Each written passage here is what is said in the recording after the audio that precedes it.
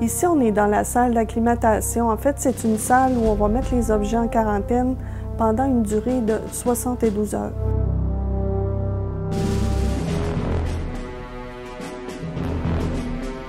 On reçoit des objets qui sont souvent pas encore à la bonne température, c'est-à-dire si, par exemple, les objets étaient installés à l'extérieur. Quand les objets nous viennent de d'autres musées, il n'y a pas vraiment de problème parce que les objets sont déjà dans une réserve, donc ils sont à 43 d'humidité relative, puis environ 23-24 degrés. Donc c'est déjà correct, c'est constant. Mais si les objets, par contre, proviennent de maisons où là, il n'y a pas d'équilibre au niveau des températures, humidité, ou encore qui viennent de l'extérieur, eh bien là, ici, c'est une salle pour stabiliser les objets.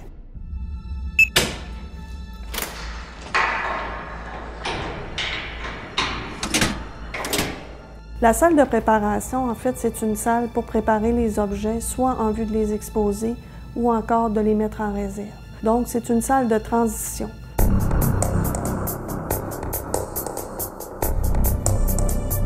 Donc, on va apporter l'objet ici et c'est ici qu'on va procéder à sa documentation.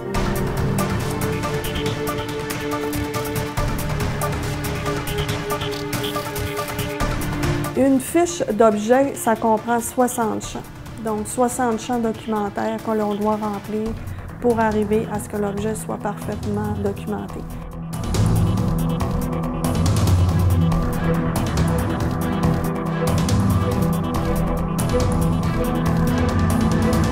Donc, on va nommer l'objet, on va lui octroyer un numéro pour pouvoir le repérer dans la base de données et dans la collection. On va faire un constat d'état, on va expliquer d'où l'objet provient. On va dresser aussi son historique de l'objet, sa date de provenance, les matériaux, une description, le nom des parties composantes de l'objet et ensuite sa localisation dans la réserve. Parfois aussi, il y a des gens qui nous prêtent des objets pour les expositions. Donc, c'est ici que l'objet va transiger après la salle d'acclimatation. Et là, on va préparer l'objet en vue de l'exposer. C'est-à-dire qu'on va le nettoyer et puis on va faire de la recherche, on va le documenter, on va le photographier.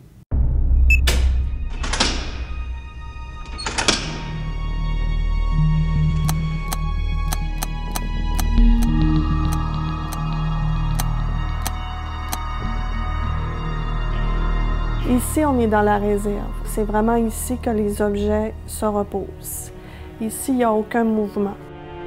Lorsqu'on a terminé de travailler sur un objet qu'on a reçu en don et qu'il est bien documenté, tout ça, on va l'apporter ici pour le mettre dans son endroit, son emplacement, où il est sécurisé.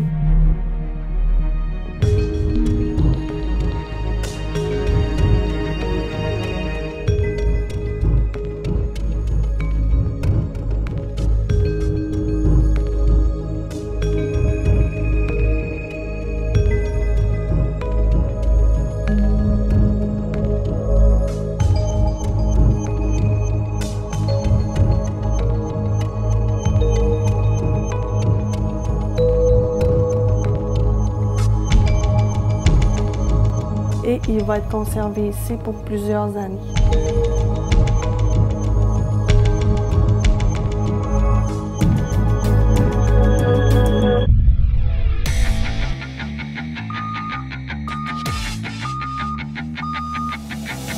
Mon nom est Nathalie Boudreau et je suis directrice des collections et de la recherche. Je suis la conservatrice du musée.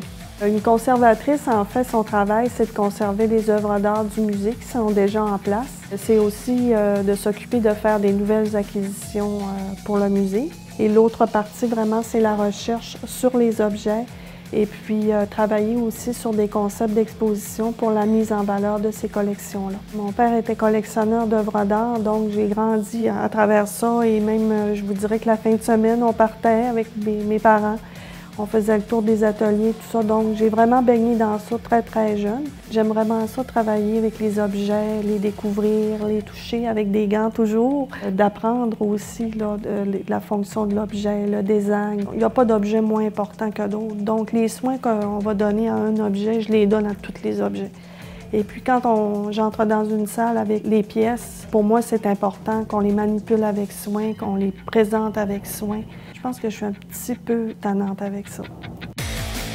Ça prend une personne qui est à l'aise. pour rencontrer les gens, donc discuter avec eux. Et puis aussi, il faut les aider souvent à prendre des décisions parce que c'est des objets parfois qu'ils conservent depuis de longues années. Et puis pour eux, c'est difficile de s'en départir. Donc il faut avoir aussi un petit pouvoir de persuasion. Et puis il faut aimer faire de la recherche. Surtout, je pense qu'il faut aimer ça.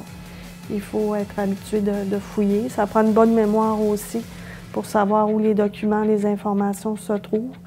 Ça prend aussi des bons contacts dans le milieu, autant des historiens que des ethnologues, muséologues. Donc, il faut avoir des contacts aussi dans d'autres musées pour l'emprunt des objets. Et puis, c'est un métier aussi qui demande d'être méticuleux et extrêmement bien organisé. Parce qu'à 26 000 objets, il ne faut pas perdre de pièces. Au niveau architectural, on a dû reconstruire une coquille à l'intérieur du bâtiment. Comme vous le voyez lorsque vous arrivez devant le musée, c'est un magnifique bâtiment. Malheureusement, l'isolation n'est pas nécessairement la meilleure. Donc, nous, ce qu'il faut vraiment, c'est que les pièces de collection soient emboîtées dans une pièce où il n'y a pas du tout d'ouverture pour que la lumière puisse entrer, que tout est très, très bien isolé. C'est comme ça qu'on va réussir à stabiliser le niveau de température et d'humidité désiré.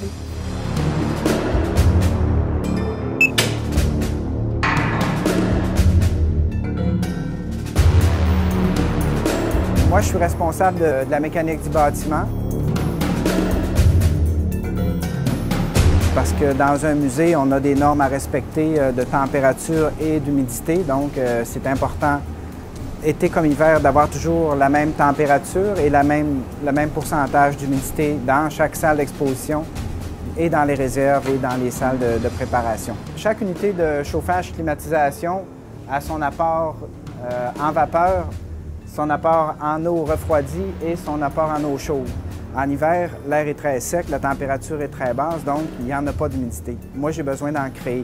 Ça fait que chaque machine a son vaporisateur de vapeur qui, lui, va créer de l'humidité dans chacune des zones. J'ai du chauffage dans la plupart de mes grands espaces avec des radiateurs qui, eux autres, vont créer de la chaleur, mais j'ai aussi de la chaleur qui est amenée par mes unités de chauffage, climatisation, qui, eux autres, vont faire une circulation d'air avec une aire qui va être calibrée. Chaque machine est contrôlée par un système d'ordinateur. J'ai toutes les données qui sont sur un ordinateur dans mon bureau. C'est tout automatisé. Donc, moi, il faut que je m'assure que chaque unité fonctionne correctement. C'est ça qui fait que la pulperie a pu recevoir des expositions de calibre international, des œuvres importantes, parce que, justement, on a ce contrôle-là de température et d'humidité.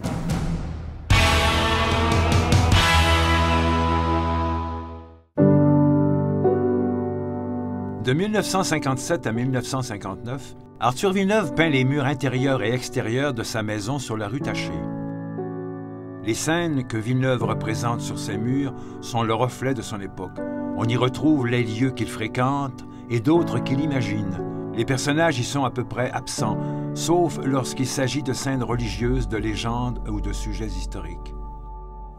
En 1972, l'artiste reprend les peintures murales de la façade. N'étant pas protégés par un vernis, leur surface s'est écaillée en raison de leur exposition aux intempéries. Le style du peintre est beaucoup plus assuré. À cette époque, il avait déjà réalisé une quantité impressionnante de tableaux. Villeneuve commence d'abord à peindre et à bricoler au sous-sol. Une fois ses enfants partis, il installe son atelier dans une chambre à l'étage. Du temps du musée de l'artiste, les visiteurs y montent et peuvent admirer et acheter des toiles. C'est surtout l'hiver, lorsque les visites se font plus rares, qu'il entre dans des périodes de grande production qui lui permettent de répondre aux nombreuses commandes qu'il reçoit à la suite de son succès montréalais. Pour assurer la protection du musée de l'artiste contre les intempéries et afin de préserver l'œuvre du peintre, la maison est déménagée à la pulperie de Chicoutimi, musée régional du Saguenay-Lac-Saint-Jean, en 1994. Cette opération très délicate a nécessité de longues heures de planification et a été pilotée par les spécialistes du Centre de conservation du Québec. La maison d'Arthur Villeneuve est classée objet du patrimoine historique et culturel du Saguenay-Lac-Saint-Jean. Dans les années 90, on a pensé relocaliser le musée régional. Lorsqu'on a pris cette décision-là, on a invité des spécialistes à se prononcer sur les divers corpus de la collection et puis on a fait une évaluation. Et c'est à partir de cette évaluation-là qu'on s'est aperçu de l'importance de cette collection-là. On le savait déjà, mais en fait, c'est ce qui a fait en sorte que le ministère de la Culture et des Communications a décidé d'investir pour qu'on ait une réserve vraiment aux normes.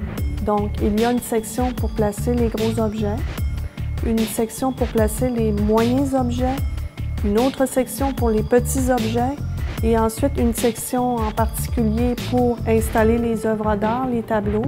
Tous les tableaux, on a environ 850 tableaux dans la collection.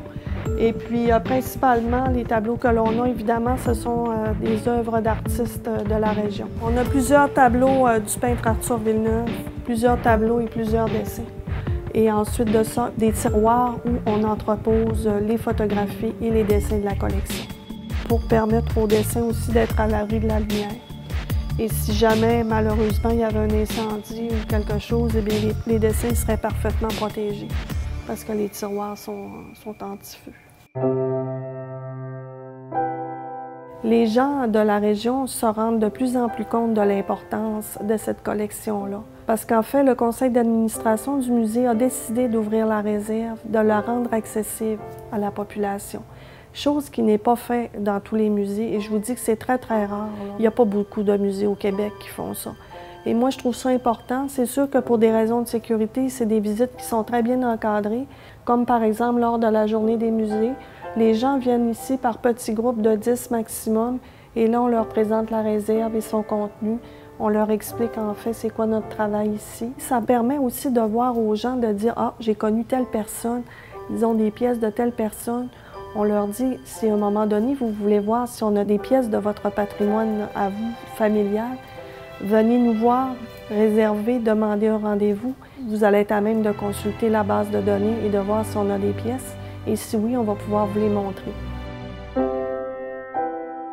La collection du musée, elle représente qu'est-ce que l'on est comme individu, comme population au niveau de la région.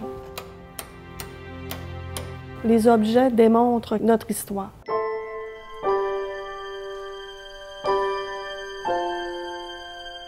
Ils montrent la trace que les gens, que la population laisse au cours des générations.